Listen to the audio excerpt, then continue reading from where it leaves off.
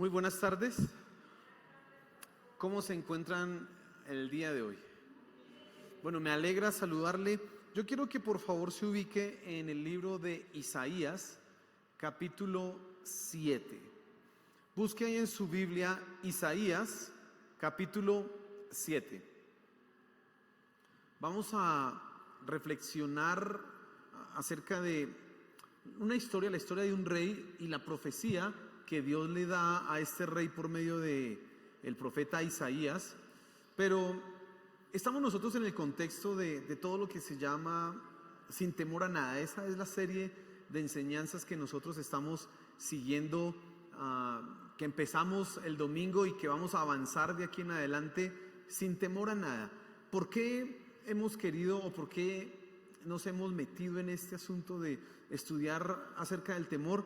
Por una sencilla razón, porque todos en algún momento hemos sentido temor, y cuando hemos sentido temor a veces hemos permitido que eso afecte nuestro corazón, que eso afecte nuestra fe, que se meta en todo lo que somos y en todo lo que hacemos. Bueno, la idea es que tú puedas decir, como es el título de toda esta serie de enseñanzas, sin temor a nada, que tú puedas como superar esas circunstancias y puedas enfrentar las situaciones diversas que se presentan en la vida sin caer en el temor, en la angustia, en la falta de sueño, etcétera, etcétera.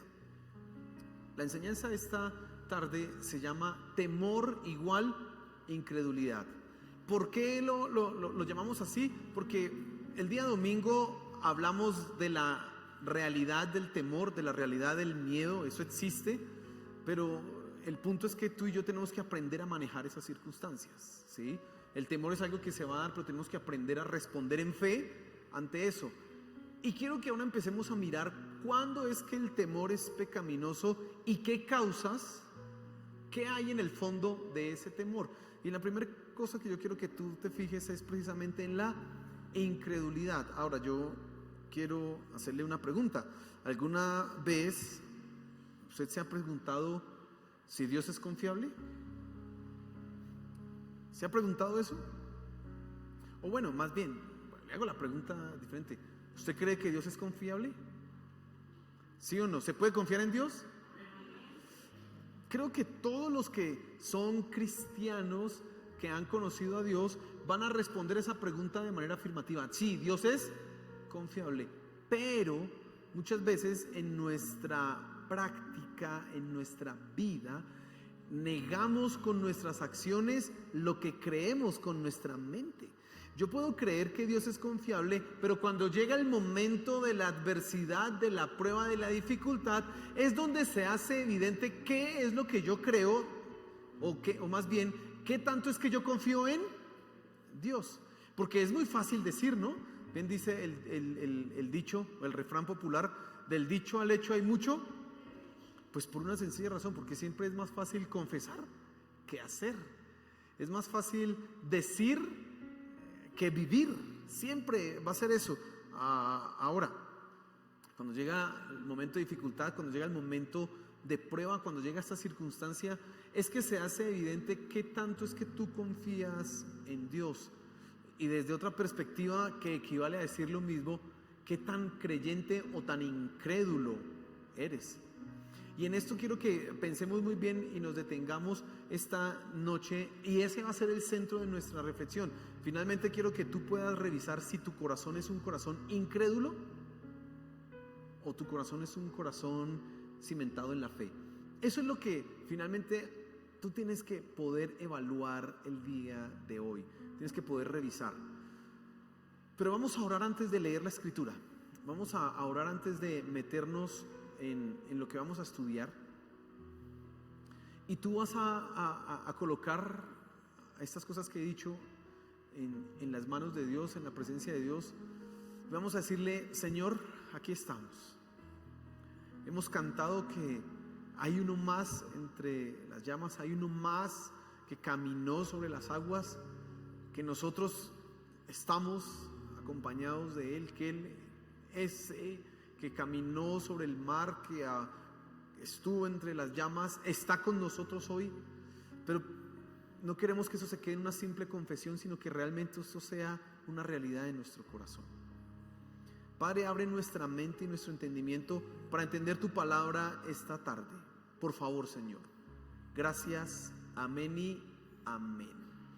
Vamos a mirar dos cosas hoy con respecto a Isaías capítulo 7. Y yo quiero que tú te fijes en primer lugar en la incredulidad de Acaz. Bueno, Acaz era un rey en Israel. En Judá, más específicamente, fue rey en Jerusalén, descendiente del rey David. Y quiero que usted piense un momento en la historia de él. Ya le voy a ir aclarando algunas cosas, pero mire por favor lo que dice el versículo 1 del capítulo 7 de Isaías.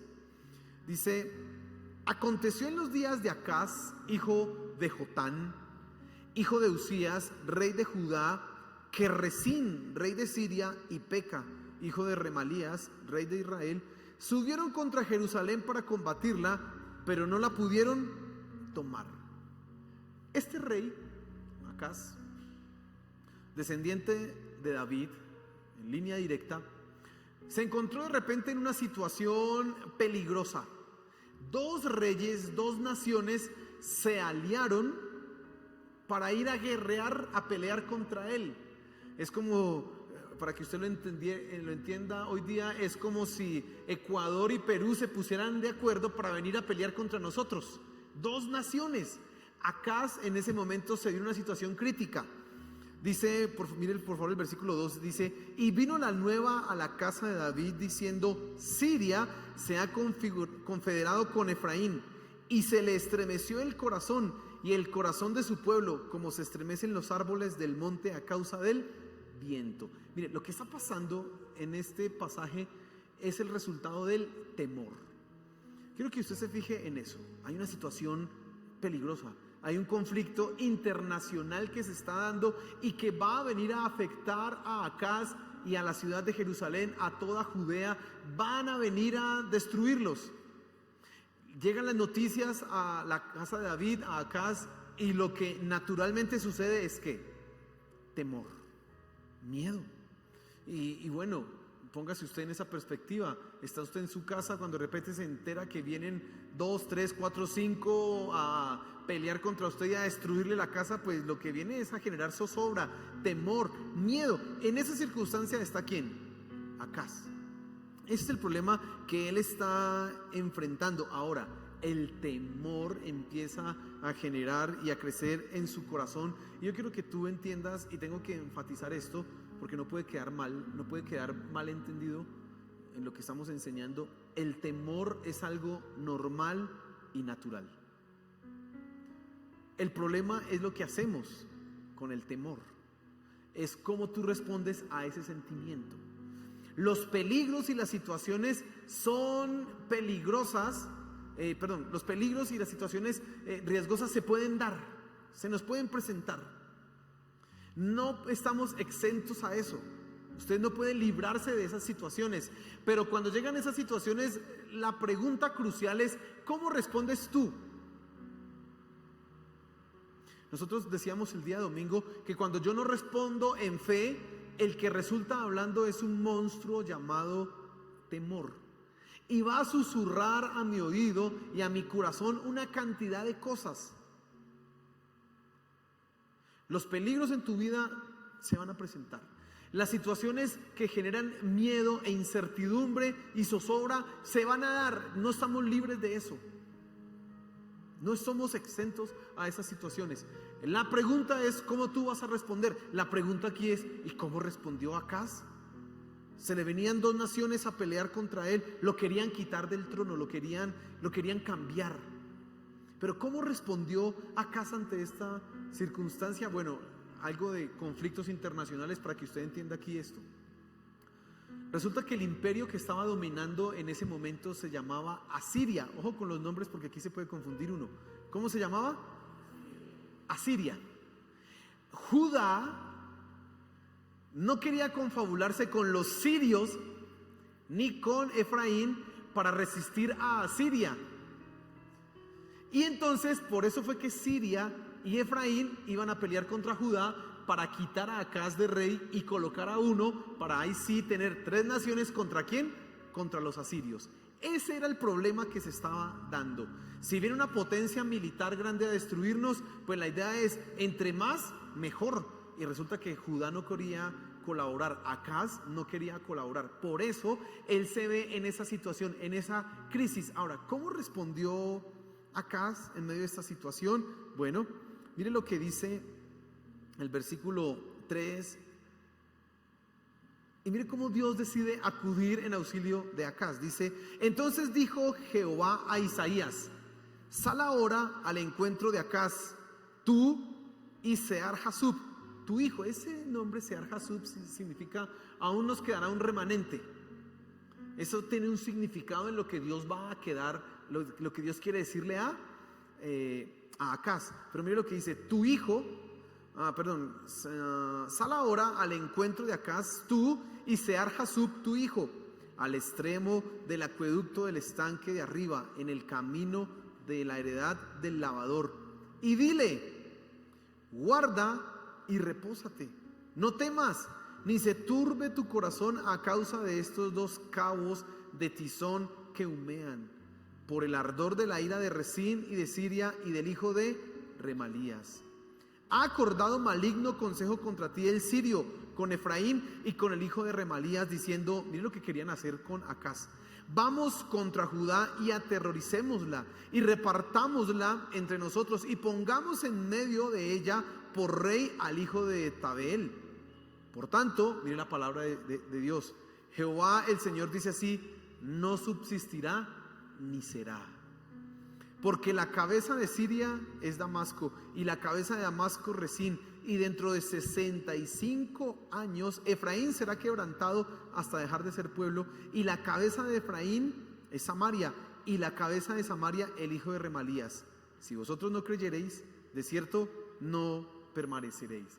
Mire qué bonita palabra, qué profecía. Está acá en una situación terrible, ya sabe, se le vienen dos naciones encima, y Dios le dice: tranquilo, no se asuste, no se turbe su corazón, no se preocupe, porque lo que quiere hacer con usted Siria y Efraín no va a suceder, no van a subsistir. Es más, ¿sabe qué anticipa lo que está diciendo Dios? Que Efraín iba a ser destruido. 65 años después Efraín fue llevado al cautiverio, y Dios le está diciendo antes: tranquilo, no se preocupe, que esa gente se va a ir de aquí, usted no tenga miedo. Dios le ordena a Acaz básicamente tres cosas: no se atemorice, no se turbe, no tenga miedo. Usted no debe tener temor de estas cosas, pero además le dice Dios: nada va a pasar. No solamente le dice no tengan miedo, sino que nada va a pasar. Y en tercer lugar le dice Dios y le anticipa el futuro de Damasco, de Siria y de Efraín: van a ser destruidos. La pregunta aquí sería: si uno está en medio de susto, de miedo, y viene un profeta o Dios mismo y le dice no tengas miedo, ¿uno qué debiera hacer ahí? Pues aleluya. ¿Cuántas veces no hemos orado en medio de una angustia o de un susto? Señor, háblame, mira que estoy con miedo. Y pues no escucho la voz así tan directo como se la están diciendo a Acaz. Ante eso uno esperaría que este hombre reaccione como debe ser, es decir, con fe, creyendo y confiando en Dios y diciéndole al pueblo: no se preocupen, Dios habló y nada va a pasar. Se viene Siria, pues que se venga. Se viene Efraín, que se venga, que nada va a pasar, tranquilos. Uno esperaría que eso sucediera, pero aquí es donde se conoce el corazón de las personas. Mira, cuando hay susto, cuando hay miedo, se conoce el corazón de la persona, se conoce en quién confía. Mientras todo está bien, mientras no hay sustos, mientras no hay terror alrededor de uno, todo el mundo anda finito, adorando a Dios, confiando en Él, diciendo: yo soy una persona de fe. Pero espere que llegue la crisis, espere que llegue el momento difícil, a ver cuántos de verdad confían y creen en Dios. Entonces, acá tiene un problema. Dos naciones se juntaron contra él. El miedo es evidente porque la guerra viene. Se escucha el retumbar de los ejércitos, las botas y los carros de guerra se escuchan ya, vienen. El miedo es evidente. 2, Dios le dice a Acaz: no tengas miedo, confía, no va a pasar nada. En 65 años esa gente no va a estar aquí, tranquilo. 3, la incredulidad de Acaz se hace evidente. Mira lo que hace Acaz, y quiero que vaya conmigo a Segunda de Crónicas capítulo 28. Por favor, busque ahí en su Biblia Segunda de Crónicas capítulo 28, y se va a fijar en lo que hace Acaz. Uno esperaría que hiciera lo correcto, ¿no? Pero mire lo que hace acá. Segunda de Crónicas capítulo 28, y voy a leer desde el versículo 16 hasta el versículo 21. Dice el versículo 16: en aquel tiempo envió a pedir el rey Acaz a los reyes de Asiria que le ayudasen, porque también los edomitas habían venido y atacado a los de Judá y habían llevado cautivos. Asimismo, los filisteos se habían extendido por las ciudades de la Cefela y del Negev de Judá, y habían tomado Bet-Semes, Ajalón, Gederot, Socó con sus aldeas, Timna también con sus aldeas, y Ginzo con sus aldeas, y habitaban en ellas. Mira el versículo 19: porque Jehová había humillado a Judá por causa de Acaz, rey de Israel, por cuanto él había actuado desenfrenadamente en Judá y había prevaricado gravemente contra Jehová. Versículo 20. También vino contra él Tiglat-Pileser, rey de los asirios, quien lo redujo a estrechez y no lo fortaleció. No obstante, que despojó a Acaz la casa de Jehová y la casa real y las de los príncipes, para dar al rey de los asirios, y éste no le ayudó. Vamos a entender qué pasó acá. Acaz, 1, tiene un problema, 2 naciones contra él. 2, Dios le dice: no tengas miedo. ¿Qué debía haber hecho Acaz? Confiar, creer, quedarse tranquilo. Como dice uno de los salmos, el salmo 40, y ese es el 44 o el 46, y bueno, uno de esos. Dice: estad quietos y conoced que yo soy Dios. Estad quietos. Las naciones se podrán venir, pero estén quietos y conozcan que yo soy ¿quién? Eso debe haber hecho Acaz, confiar en Dios. Pero 3, Acaz va y busca ¿a quién? A Asiria. Y le dice a los asirios: venga, ayúdeme. En primera instancia los asirios vinieron y ayudaron ¿a quién? A Acaz, pero luego se volvieron sus enemigos. ¿Sabe qué hizo Acaz? Para poder comprar al ejército asirio, cogió el templo y lo despojó. Le quitó todas las partes de oro, cogió los utensilios que estaban consagrados para la adoración a Dios y se los envió todos al rey de Asiria. Cogió dinero, pidió todo, impuestos, despojó a los príncipes, todo para enviarle ¿a quién? A Asiria. ¿Sabes qué hizo Acaz? En lugar de confiar en la palabra de Dios, él pensó: es mejor confiar ¿en quién? En Asiria, en el hombre. No le bastó a Acaz, devuélvase conmigo a Isaías capítulo 7, haber hecho esto, sino que también no quiso, esto es increíble, mire, no quiso que Dios le hiciera una señal de que lo iba a proteger. Mire lo que dice Isaías en el capítulo 7, versículo 10 y 13. Mire cómo sigue esta historia acá, que esto es tremendo lo que va a pasar acá. Versículo 10. Dice: habló también Jehová a Acaz diciendo: pide para ti señal de Jehová tu Dios, demandándola, ya sea de abajo en lo profundo o de arriba en lo alto. ¿Sabe qué le está diciendo Dios a Acaz? Volvémonos al punto 2. No tengas miedo, yo soy contigo. Y si quiere, le voy a demostrar qué quiere que yo haga para que sepa que yo estoy con usted. Imagínese. O sea, no solamente es que le dice yo estoy con usted, sino que le dice Dios a Acaz qué quiere que haga. Y le dice: pida, así sea de lo alto o de lo profundo. Él pudo haber dicho que llueva para arriba. Esa es una prueba poderosa. Que llueva para arriba y creo que Dios me va a proteger. ¿Y qué hubiera pasado? Que Dios habría hecho eso, porque Él está diciendo: dígame. Mira, la Biblia dice que Dios no puede ser tentado. Pero en este versículo y en Malaquías en el capítulo 5, Dios dice, probadme ahora en esto, si no os abriré las ventanas de los cielos. Y aquí le está diciendo a Acaz, pruébeme. ¿Sabe también? A Isaías Dios lo usó 2 veces, al menos que se conozca en la Biblia, para hacer esta misma prueba. El hijo de Acaz se llamaba Ezequías. Ezequías iba a morir. Y Ezequías se humilló ante Dios y Dios le dijo, por medio del profeta Isaías, te voy a dar más años de vida, tranquilo. Y para que sepas que te los voy a dar, ¿qué quieres que haga? Y entonces la prueba era así: ¿quieres que la sombra suba o se devuelva en el reloj de Acaz? Pues es muy fácil que subiera porque ese es el movimiento del sol natural, pero él dijo no, que se devuelva, y dice que se devolvió 10 grados. O sea que Dios estaba dispuesto a demostrarle a los reyes, y en este caso a Acaz, que su palabra era que verdad era. Él pudo haber dicho que lleva para arriba, no, que no sé, que llevan hamburguesas como en la película, algo así, no sé. Pudo haber pedido algo extraño, pero Acaz, ¿qué hizo? No, mire lo que dice el versículo 11, Dios mío, perdón, 12. Y respondió Acaz, no pediré y no tentaré a Jehová. ¿Sabes? Uno parece que este señor está siendo muy piadoso.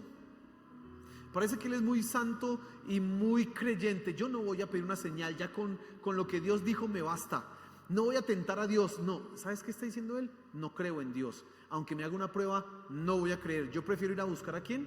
A Asiria. Prefiero confiar en 1.000.000 de soldados que en la palabra de Dios, aunque me haga una prueba. Incredulidad. Isaías, ahí en el versículo siguiente, versículo 13, y entonces dice así, dijo entonces Isaías, oíd ahora, casa de David, ¿os es poco el ser molestos a los hombres, sino también lo seáis a mi Dios?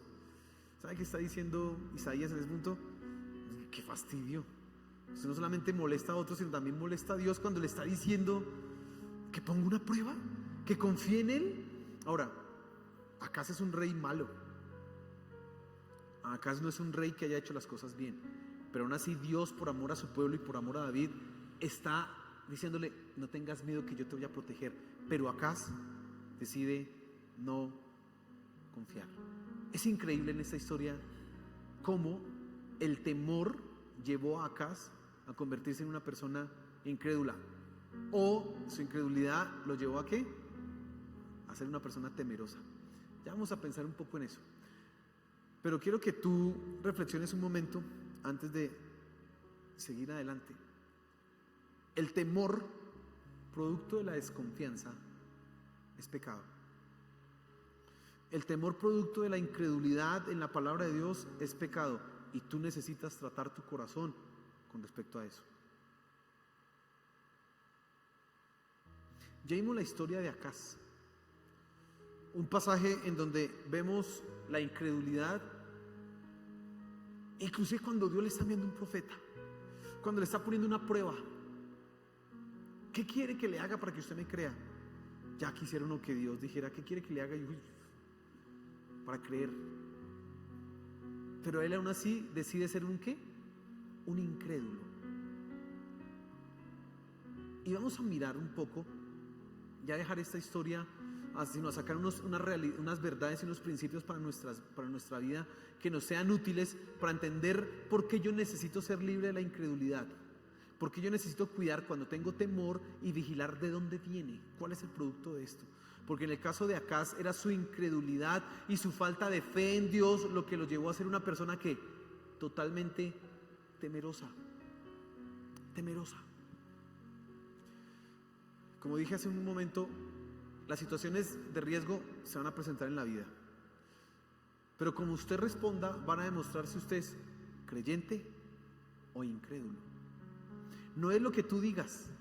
Tú puedes decir que amas a Dios y que crees en Dios y que confías en su palabra. Bueno, cuando llegue el momento de la prueba, tus acciones van a demostrar si es verdad lo que estás diciendo. Así que, en segundo lugar, quiero que te fijes en que el temor es igual a la incredulidad. Ahora, temor e incredulidad están fuertemente relacionados, tanto así que es un poco difícil determinar qué va primero. Porque uno puede pensar que el temor produce ¿qué? Incredulidad, sí, pero también puede decir lo contrario, la incredulidad produce ¿qué? temor. Así que es muy difícil determinar qué va primero, porque están muy relacionadas. Si miramos la historia de Acaz, uno podría decir, él fue un incrédulo y por eso fue ¿qué? Temeroso. No creyó plenamente en Dios. Pero también podemos decir que una persona que es temerosa se convierte en una persona que incrédula, porque deja que el temor le domine. ¿Recuerda ese monstruo que hablamos el domingo? Ahora se convierte en el que habla a su mente y a su corazón, el que le está dictando qué hacer y qué no hacer. Ya no escucha la palabra de Dios. Pero hay un problema con eso. La Biblia dice en Hebreos 11, sin fe es imposible agradar a Dios, porque los que se acercan a Él necesitan creer que Él existe y que es galardonador de los que le buscan. Sin fe es imposible agradar a Dios. Esa es la parte positiva, bueno, negativa, donde no hay fe. Tú no agradas a Dios. Por lo tanto, si tú eres una persona que no cree en el poder de Dios y no actúa en los momentos de incertidumbre en fe, tú no estás agradándole. Y si no estás agradándole, vas a cargar con el juicio y con la ira de Dios. Tengo que reiterar esto porque a veces se nos olvida esta realidad. Sin fe es imposible agradar ¿a quién? Si tú no crees en Dios, no le vas a agradar. Así que lo único que te queda a ti, ¿qué es? El juicio y la ira de Dios. Por eso tenemos que revisar nuestro corazón en cuanto a ¿qué? Al temor, si es o no es producto de la incredulidad.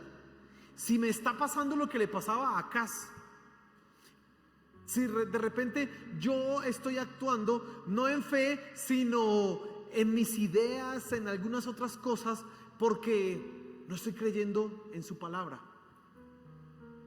Eso es lo que tú necesitas en este punto y en este momento revisar. Eso es lo que nosotros necesitamos evaluar. Hombre, ¿qué tan creyente soy? ¿O qué tan incrédulo soy? Si tú permites que el temor te domine tu corazón, se hace evidente que no crees en Dios, aunque digas que crees en Él. Si tú permites que el temor domine tu corazón, lo único que se hace evidente es que tú no crees en ¿quién? En Dios. Ahora, puede sonar duro lo que estoy diciendo, y no estoy diciendo que tú no creas que Él no existe. Estoy diciendo simplemente que tu fe no ha sido perfeccionada para no ser un incrédulo en esa medida. Claro, podemos creer que Dios existe, podemos haber entregado nuestra vida y nuestro corazón a Él, pero cuando el temor nos domina, simplemente estamos mostrando que incredulidad, y eso es pecado. Ahora, ¿qué consecuencias tiene esto en nuestra vida? Yo ya mencionarte 4 consecuencias. La primera, tú tomas decisiones incorrectas.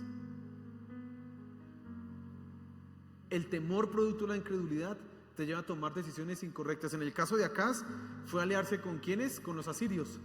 Voy a buscar ayuda en los asirios. Él tomó una decisión incorrecta. ¿Sabes qué puede ser en tu caso? Adquirir una deuda. Porque el miedo a, uy, no tengo plata, me llamaron y me la prestan, y pues qué incertidumbre. Y Dios dice, buscad primeramente el reino de Dios y su justicia, y todo lo demás vendrá por añadidura. No os afanéis por el día de mañana, y cada día trae su propio afán. Dice, no hagan lo que hacen los gentiles, que se preocupan por qué comerán o qué vestirán. La Biblia dice eso. Pero usted, no, yo me endeudo. Y hay unos señores que prestan y eso uno paga ahí gota a gota, y esos son hasta buenas gentes. Y eso simplemente muestra su incredulidad. ¿Me está escuchando? O si usted se vuelve una persona controladora. Cuando una persona es temerosa y no confía en Dios, se vuelve controladora. ¿Por qué? Porque ella quiere controlar la situación. Ella dice, como me da miedo y yo no confío en que Dios tome el control de mi situación, mejor yo controlo. Así que yo voy a cuidar, yo voy a vigilar, yo voy a estar encima. Y ahí donde se me salga algo de mi control. Por eso si tú eres una persona controladora tienes que revisar tu corazón si probablemente no estás siendo incrédula y estás lleno de temores y por eso quieres controlar las circunstancias. Te menciono esos ejemplos para que tú entiendas de las decisiones que tú puedes tomar, malas decisiones que puedes tomar por causa de la incredulidad y del miedo. Pero la segunda consecuencia es que tú vas a considerar que la situación que estás viviendo está fuera del control de Dios. Uno, tomas malas decisiones, pero segundo, empiezas a pensar que Dios no tiene el control de esa circunstancia. Acaz pensaba que era más fuerte el poder de Asiria que el poder de Dios. Como que Acaz no había leído la Biblia. Había un rey que se llamaba Josafat antes de Acaz. Y ese rey Josafat también tuvo una crisis. Vinieron los sirios también a destruirlo. Y él sí confió en Dios. Y en una noche dice que el ángel de Jehová salió y destruyó a 185,000 soldados sirios. En una noche. Y ellos estaban durmiendo y alabando a Dios y ya, los destruyeron. Como que ese Acaz no había leído eso.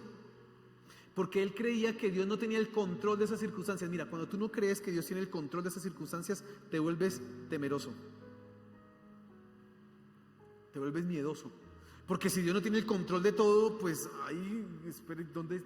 ¿Será que Dios tiene control de esta situación? No, pues qué susto, porque ahí sí me puede pasar algo. ¿Será que Dios tiene de esta? Sí, ay, bueno, aquí estoy tranquilo. Y de esta, no.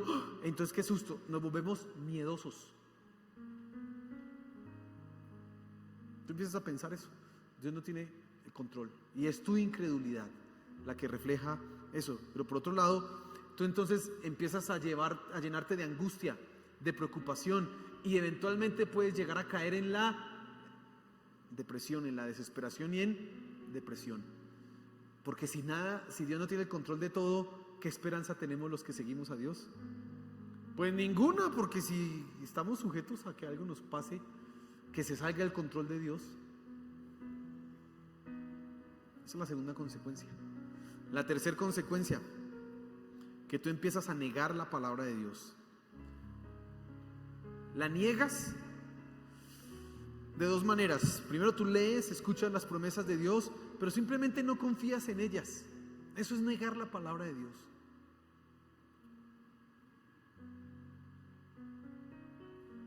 Dice la Biblia, en Romanos capítulo 8, que los que estamos en Cristo, nada nos podrá separar del amor. Dice, nada, ni lo alto, ni lo profundo, ni ninguna otra cosa creada nos podrá separar del amor de Dios que es en Cristo. Pero cuando tú no crees en esa palabra, porque eres incrédulo, el temor te llena y ahora sí crees que algo te puede sacar de la mano de Dios, que algo te puede apartar del amor de Dios. Tú estás negando la palabra de Dios.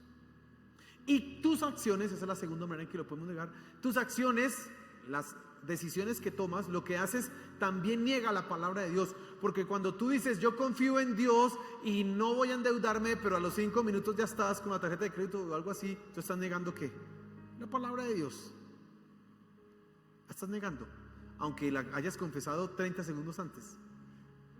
Es más, nosotros podemos de rodillas orar y Señor, creo en ti, creo en tu palabra y sé que tú provees para mis necesidades. Y a los 2 minutos que nos levantamos de ahí, nos llamó alguien, como ayer me llegó un mensaje, yo molesté a mi esposa con ese mensaje, me llegó un mensaje que decía, Scotia Banco El Patria le tiene una gran oferta, solamente pida un crédito, lo puede gestionar todo desde el celular, sin filas y sin nada. Yo le molesté a mi esposa, mira amor, qué bendición que me llegó. Y usted puede pasarle eso, usted está orando, Señor, me va a decir, Señor, tú vas a proveer. Y de repente usted mira el mensaje y se metió en una deuda porque no decidió confiar en ¿quién? En Dios. Usted niega la palabra de Dios en eso. Ahora, hago un paréntesis porque no todas las deudas son malas. Si usted se va a comprar una casa, pues probablemente le toca tener un crédito hipotecario y páguelo juicioso. Pero hay unas deudas que nosotros adquirimos que no tienen sentido. Hay unas deudas que son solamente muestras de falta de ¿qué? De fe. Nada más, falta de fe. Esas son las que usted tiene que tener cuidado. No niegue la palabra de Dios. Cierro ese paréntesis. Y la última consecuencia que usted va a experimentar es que usted va a confiar más en el poder del hombre y no en el poder de Dios. ¿Se acuerda que Acaz se hizo alianza con quién? ¿Con Asiria? Bueno, usted va a pasarle lo mismo, pero pues usted, como no tiene a Siria aquí, usted va a manifestar eso de dos maneras. Uno, usted va a creer que sus ideas son mejores que la palabra de Dios. Cuando las personas quieren casarse y se demora la pareja, se pone en prueba su fe, su confianza en Dios, porque eso también genera cierto temor. Ay, me voy a quedar soltero o solterona. Y entonces, cuando tenía, no sé, 20 años, no, que uno que sea un siervo de Dios, pero cuando ya tiene 35, lo que caiga, bienvenido sea. Y entonces su incredulidad se hace evidente por su falta de ¿qué? Por su temor, perdón, su temor a quedar soltera. Entonces se hace evidente. Y ahora ella cree que, pues sí, la Biblia dice que uno no sea un yugo desigual, no, pero también uno los puede convertir. Y es más, buscan, yo conozco testimonios, sí, además eso hasta para evangelizar sirve, porque ellos ahora están creyendo que sus ideas son mejores que las de la palabra de Dios, y así entonces empiezan a hacer alianzas que no les convienen. Ese es un ejemplo, pero eso le puede pasar en todas las circunstancias de su vida. Y usted va a justificar lo que hace. Usted va a decir, no, la Biblia dice esto. Por ejemplo, yo tengo aquí un ejemplo anotado. Dice, pues la Biblia dice que no debo temer al hombre. ¿Sí? Usted le dijo que no teman al hombre, no teman a los que matan el cuerpo. Dice el Señor Jesús le dijo a sus discípulos, ¿cierto? Pero usted dice, pero es que en esa época no estaban los ñeros de aquí en mi barrio. Porque si Jesús hubiera visto esos ñeros, no había dicho eso. Así justificamos nuestra falta de ¿qué? De confianza, de fe. Nuestra incredulidad se manifiesta porque estamos llenos de ¿qué? De temor. Así lo hacemos. La segunda cosa es que tú decides hacer alianzas pecaminosas. Por ejemplo, aceptas propuestas de dudosa reputación por miedo a la escasez. Y le voy a dar el ejemplo práctico para que usted lo entienda. Cuando llegan tiempos de dificultad económica, siempre van a aparecer ofertas laborales que son como raras. Siempre va a aparecer la forma de hacer trampa. Siempre. En cualquier trabajo. De cogerse unos pesitos más para cuadrarse. Entonces el que maneja un taxi, como la gasolina subió, bueno, a los taxis como que no se la suben, bueno, no tanto, ahí hay un convenio. Y como subió la gasolina, pero Dios no, y usted trabaja y la gente ya no le saca tanto la mano porque está Uber y Didi y no sé qué, y entonces ahora, no, y de repente sale un amigo, hay algo que se llama el muñequito, y con eso usted se cuadra.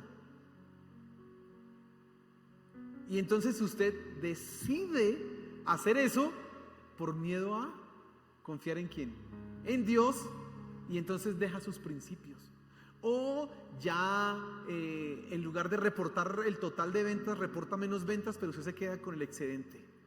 Mire, tantas formas que hay de hacer alianzas con el pecado para organizar y cuadrarse. Yo sé que usted puede pensar en algunos ejemplos.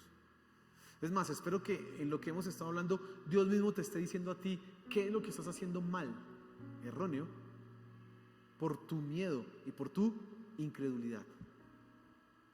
Es lo que tú tienes que pensar en este punto. Ahora, tú necesitas revisar tu corazón, evaluarlo, si en realidad estás siendo incrédulo, si estás permitiendo que las situaciones peligrosas en este mundo, que son comunes, que van a seguir presentándose, refuercen tu incredulidad, o vas a tomar una decisión y vas a decidir confiar en Dios, y vas a decir, como muchos en la Biblia lo han dicho, pase lo que pase, cueste lo que cueste, a Cristo sigo, punto. El Salmo 15 dice eso, quien aún jurando en daño propio. No por eso cambia. Esos son los que habitan ¿en dónde? En el monte de Jehová. Yo no voy a cambiar aunque me llegue el agua al cuello. No me interesa, porque confío ¿en quién? En Dios. Y Él está en control de todas las circunstancias. Y entonces tú podrás evaluar: Dios, ¿por qué me pasó esto? Algo quieres que aprenda porque tú estás en control de todo. ¿Por qué me sucedió esta circunstancia? Algo tú quieres que yo aprenda, tú quieres que yo crezca en esta situación porque tú estás en control de todo. Y no, ay, ¿ahora qué voy a hacer? Porque Dios no está en control, qué susto. Y no le vayas a hallar sentido a las situaciones que estás atravesando en tu vida. El temor es igual a la incredulidad y tienes que cuidar tu corazón de eso, porque eso es pecado. Amén. Póngase en pie, por favor.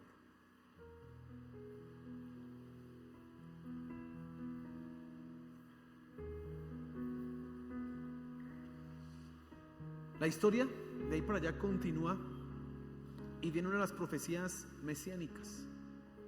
Isaías capítulo 7 continúa y se pronuncia por primera vez el nombre Emanuel, Dios con nosotros, se menciona ahí. Y en primera instancia se refiere a Ezequías, al hijo de Acaz, que ha de venir y traerá un cambio. Pero se refiere sobre todo ¿a quién? A Jesús. Y quiero que escuches esto. Esa incredulidad, por causa del temor, si tú la colocas a los pies de Cristo, será transformada en fe, en certidumbre, en confianza absoluta, porque nuestro Señor nos entiende, Él comprende lo que tú pasas. Y si tú has tenido en algún momento una falla, has hecho alianzas que no corresponden, has negado la palabra de Dios por miedo, por temor, eres consciente que eres un incrédulo, acércate a Cristo. Dios está con nosotros y Él te comprende. Él entiende lo que estás pasando y viene a decirte: ven, yo voy a aumentar tu fe, yo voy a fortalecer tu fe para que creas que yo soy el camino, la verdad y la vida. Eso nos viene a decir nuestro Señor Jesús. Así que vamos a clamar a Él, y tú vas a pedirle perdón a Dios si no has confiado en Él. Si has sido un incrédulo, vas a pedirle perdón. Si has dejado que el temor te domine, vas a pedirle perdón y vas a decir: Señor, perdóname por ser incrédulo. Esto no debo ser yo, perdóname. Padre, aquí estamos. Gracias por tu palabra, Señor Jesús. Gracias. Gracias porque nos has hablado en este momento. Y entendemos, Señor, que nuestro miedo, ese temor, en muchas ocasiones está fundado y fundamentado en nuestra incredulidad. Perdónanos por no creer en ti. Perdónanos por no confiar en ti plenamente como debe ser. Por favor, perdónanos, Señor. Y aquí estamos. Y decimos, como decía el padre de ese joven que se acercó a ti y te dijo: Señor, aumenta mi fe. Quiero creer, pero aumenta mi fe. Y te pedimos hoy, Señor, haznos personas de fe, que confíen plenamente en ti. Quita toda incredulidad que haya en nuestros corazones. Cada área en nuestros corazones, corrígela a tal punto que confiemos plena y absolutamente en ti, Señor. Por favor, te lo suplicamos. Ayúdanos, Padre Celestial. Queremos ser libres del temor, y aquí clamamos para que tú nos libres de incredulidad. Queremos confiar plenamente en ti, en tu palabra, porque sabemos que es fiel y verdadera. Ayúdanos, Señor, a confiar. Sabemos que tú estás en control y que todo lo que sucede en nuestra vida y a nuestro alrededor cumple y obedece a un propósito. Así que confiamos en ti, en que eres bueno y fiel, siempre bueno y fiel. Gracias, Padre Celestial, por tu palabra. Y gracias porque estás para nosotros, mi Señor. Amén y amén.